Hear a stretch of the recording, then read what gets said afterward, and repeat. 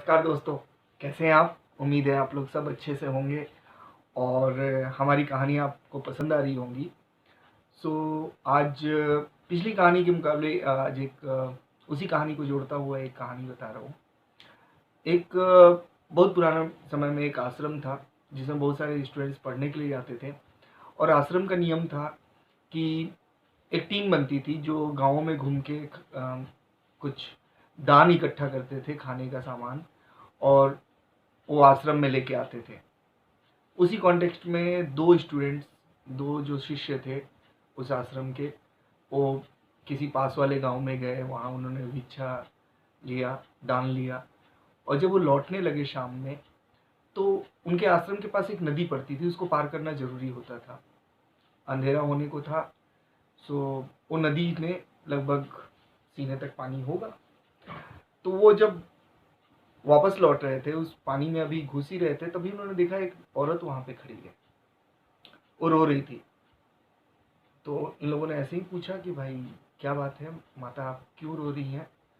तो उसने बोला, देखिए मुझे जो है ना नदी के उस पार जाना है, और मेरा गांव जो है आश्रम के पास ही है। मैं यहाँ आ तो गई थी नाव से, लेकिन अब मुझे कोई नाव नहीं मिल रहा है और मैं तैर नहीं सकती, और मेरे पाँव में चोट लगी है, तो मैं कैसे जाऊं? दोनों लड़कों ने एक दूसरे को देखा। क्योंकि वो ब्रह्मचर्य का पालन कर रहे थे और उनको स्त्री से दूर रहना था।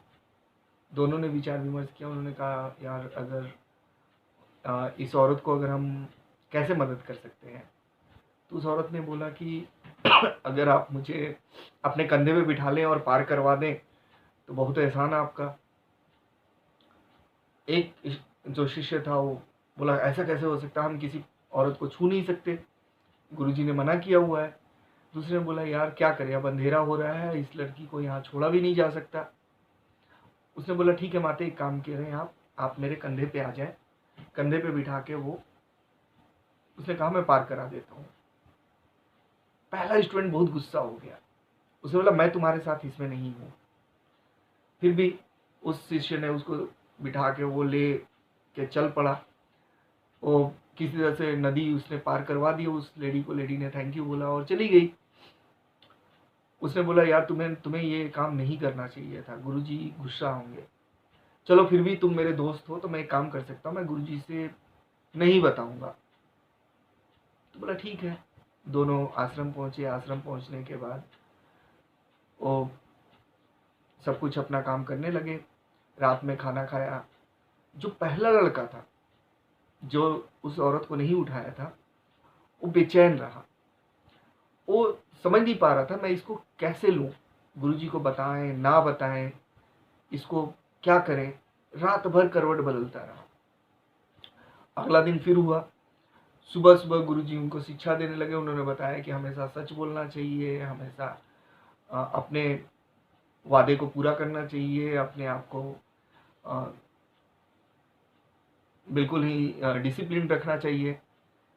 लड़के ने सोचा कि क्या करूं। दोनों ने फिर से डिस्कस किया। बोले, यार ये बातें बोलने लायक तो नहीं है, फिर भी तू देख ले, तेरी जो इच्छा हो, क्योंकि मैंने तो जो करना था कर दिया। वो स्टूडेंट फिर रात में परेशान रहा। खाया भी नहीं गया उससे, क्योंकि उसने गुरुजी से झूठ बोला था इन लोगों ने। उसने तय किया कि मैं गुरुजी से जाके बता दूंगा कि गुरुजी हमसे गलती हो गई। उसने बोला ठीक है। वो रात में पहुंचा, गुरुजी को नॉक किया दरवाजे को और पहुंचा अंदर। उसने बोला, गुरुजी मुझे आपसे कुछ बात करनी है। गुरुजी ने बोला, ठीक है बताओ। गुरुजी एक्चुअली प्रॉब्लम यह है कि हम लोग कल जब गए थे भिक्षा के लिए, तो हम लोग जब लौट रहे थे तो ऐसे ऐसे हुआ, हमने एक औरत को मैंने और मेरे फ्रेंड ने उसको मदद किया, और उसको वो लड़का जो है कंधे पे लेके आया। और मैं बहुत परेशान हूँ कि मैंने आपसे ये बात छुपाई, लेकिन मैं आपसे झूठ नहीं बोलना चाहता, इसलिए मैं तब से बेचैन हूँ और मुझे शांति नहीं मिल रही, इसलिए मैं आपके पास आया और मैंने सोचा कि आपको बता दूँ। गुरु जी ने बोला, ठीक है कोई बात नहीं, एक काम करते हैं, आप जाओ और कल बात करेंगे। गुरु जी ने दोनों बच्चों को बुलाया। उन्होंने बोला कि नदी पार करने में कितना समय लगा था? तो दोनों ने बोला 10 मिनट के आसपास लगे होंगे हमें नदी पार करने में। अच्छा ठीक है। गुरुजी ने बोला कि लड़की को उठाया किसने था? जिस लड़के ने उठाया था उसने बोला, जी गुरुजी मेरे से गलती होगी, मैंने ही उठाया था। अच्छा, एक काम करो, आप 10 मिनट के लिए नदी में जाओ और उसमें आप खड़े रहोगे। बोला ठीक है गुरुजी। दूसरा लड़का जाने लगा। बोला सुनो सुनो सुनो, तुम 24 घंटे तक पानी में खड़े रहोगे। उसने बोला ये क्या बात हुई गुरुजी, उसने उठाया और मैंने तो आके आपको सत्य बता दिया था, इसके बावजूद भी आप मुझे पनिश कर रहे हैं। गुरुजी ने बोला बेटा, उसने तो सिर्फ 10 मिनट उठाया था उस औरत को, तुम तो पिछले 24 घंटे से उस औरत को अपने सर पे लिए घूम रहे थे। उसने उस औरत को उतार दिया, उसका काम खत्म हो गया, उसके दिमाग में कुछ नहीं था, बट तुम परेशान रहे, तुमसे खाया नहीं गया, तुम यहाँ पर तब से तुम बेचैन हो। इसका मतलब वो औरत 24 घंटे तक तुम्हारे कंधे पे सवार थी। यही होता है हमारे साथ भी। हम प्रॉब्लम्स को इतना ड्रैग करते हैं, इतनी छोटी प्रॉब्लम्स को भी ना हम 5 मिनट के प्रॉब्लम के लिए पूरा दिन अपना बर्बाद करके रख देते हैं।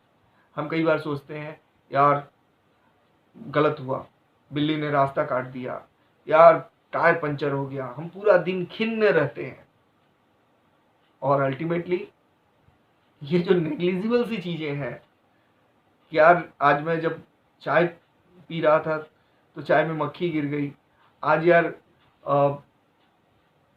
खाने में आज चटनी नहीं मिली मुझे, और हम पूरा दिन स्पॉइल कर देते हैं। उम्मीद है कि आप मेरी भावनाओं को समझ रहे होंगे। हम छोटी छोटी चीज़ों को, खुश रहने का सबसे अच्छा मंत्र ये होता है ना कि आपको भूलना चाहिए। आप जितना चीज़ों को भूलते हैं आप उतना ग्रो करते हैं, उतने ज़्यादा आप खुश रहते हैं।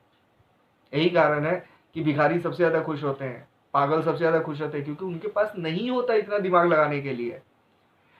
यही रीज़न है कि नींद की दवाइयों की गोली ज़्यादातर वो लोग खाते हैं जिनके पास बड़े बड़े घर बैंगलो होते हैं, और रोड पे सोने वाला आदमी अच्छे तरीके से सो लेता है। उम्मीद है मेरी बात आप तक पहुंच रही है, और अगर आपको अच्छा लगा है प्लीज़ लाइक का बटन दबाएं, कमेंट करें, आप सब्सक्राइब करें, बेल आइकन दबाएं। इससे मुझे उत्साह मिलेगा, इससे मैं और अच्छी अच्छी कहानियाँ आपके सामने लेके आऊँगा। मैं विजय सिंह उम्मीद करता हूँ कि आप मुझे ऐसे ही मोटिवेट करते रहेंगे। Thank you very much.